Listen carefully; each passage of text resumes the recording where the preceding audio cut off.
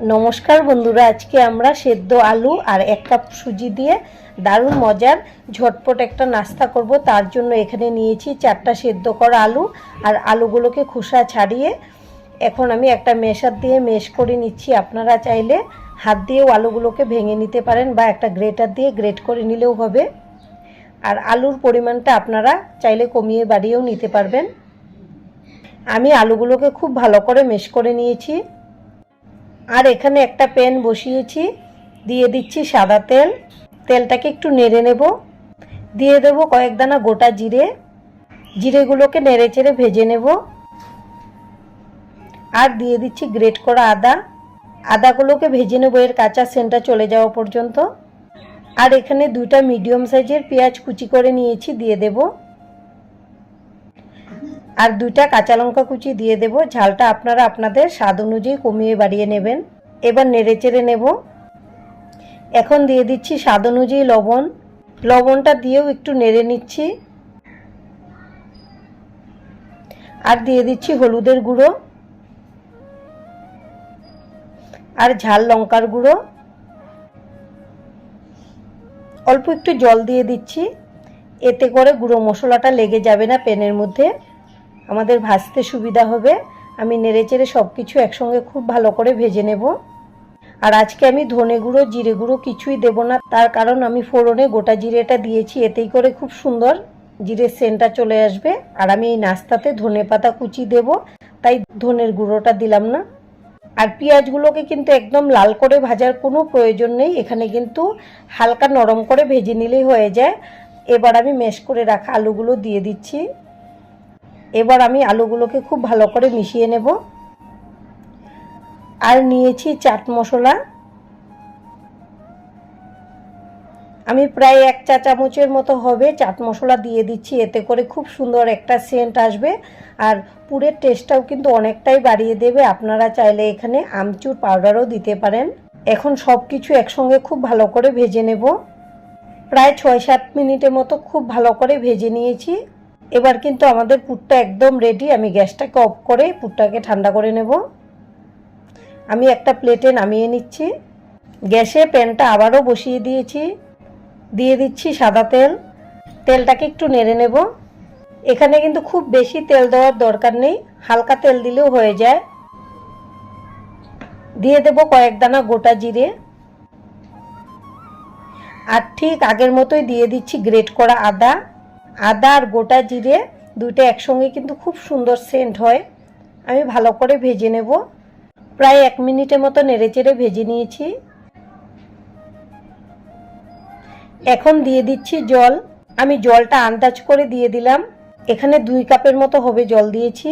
জলটাকে ভালো করে বলক তুলে নেব।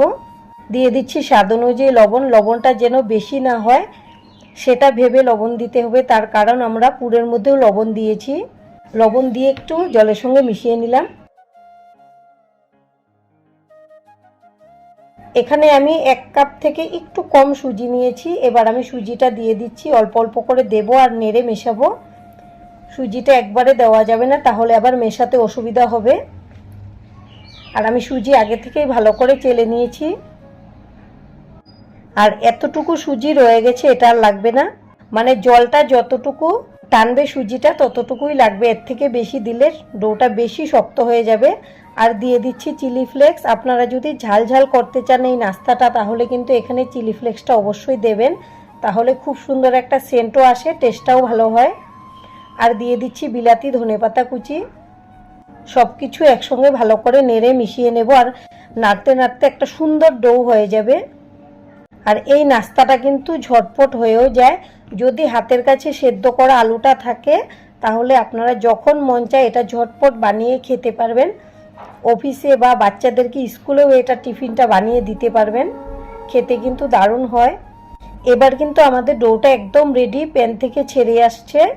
আমি গ্যাসটাকে অফ করে দেব। আর এই ডোটা ঠান্ডা করে নিতে হবে। আমি একটা প্লেটে নামিয়ে নিয়েছি আর ডোটা হালকা ঠান্ডা হয়েছে। এবার আমি খুব ভালো করে মেখে নেব। ডো কিন্তু আবার বেশি ঠান্ডা করা যাবে না, তাহলে আপনাদের মাখতে সুবিধা হবে না। হালকা গরম থাকা অবস্থায় মেখে নিলেই খুব ভালো হয়। আমি খুব ভালো করে মেখে নেব।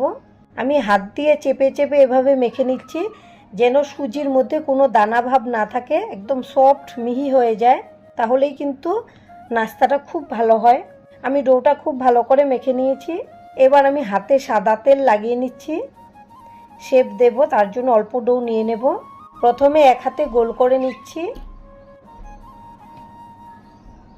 এখন একটু চ্যাপ্টা করে শেপটা দেব। একটু হাত দিয়ে ছড়িয়ে একটু বাটির মতো শেপ দিয়ে দিচ্ছি।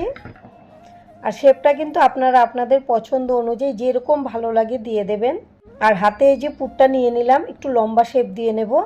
আজকে আমি নাস্তাটা লম্বা করে বানাচ্ছি, সাইডগুলো একটু পাতলা করে নেব, তাহলে কিন্তু শেপটা দিতে ভালো হবে। আর আমি নাস্তাগুলো কিন্তু একটু বড় বড় করেই বানাচ্ছি, আপনারা চাইলে আরও ছোট করেও বানিয়ে নিতে পারেন। এবার খুব ভালো করে আটকে দিতে হবে। যদি ভালো করে না আটকানো হয় তাহলে কিন্তু ভাজার সময় পুরটা বেরিয়ে আসবে। আমি ভালো করে আটকে নিয়েছি, এবার হাত দিয়ে শেপটা দিয়ে দিচ্ছি। এই যে দেখুন আমাদের একটা শেপ দেওয়া হয়ে গেছে। আর এভাবেই আমি বাদবাকিগুলো শেপ দিয়ে নেব। একটা প্লেটে রেখে দিলাম। সবগুলো নাস্তা শেপ দেওয়া হয়ে গেছে। আর এদিকে গ্যাসে একটা কড়াই বসিয়েছি, দিয়েছি সাদা তেল। তেলটাকে ভালো করে গরম করে নিয়েছি। এবার আমি নাস্তাগুলো একটা একটা করে দিয়ে দেব। আর আমাদের আজকের এই রেসিপিটা দেখার পর যদি আপনাদের ভালো লাগে একটা লাইক অবশ্যই দিয়ে দেবেন। আপনাদের একটা লাইক আমাদেরকে অনেক উৎসাহ দেয় নতুন নতুন ভিডিও বানাতে। আর আমাদের পাশে থেকে চ্যানেলটিকে সাবস্ক্রাইব করে নেওয়ার জন্য অনুরোধ রইল। আমি কড়াইটা ধরে একটু হালকাভাবে নেড়ে দিয়েছি। সঙ্গে সঙ্গে কিন্তু হাতা খুন্তি কিছু দিয়ে নাড়ানো যাবে না। একটু যখন শক্ত হয়ে আসে তখন হালকাভাবে নেড়ে দিতে হবে।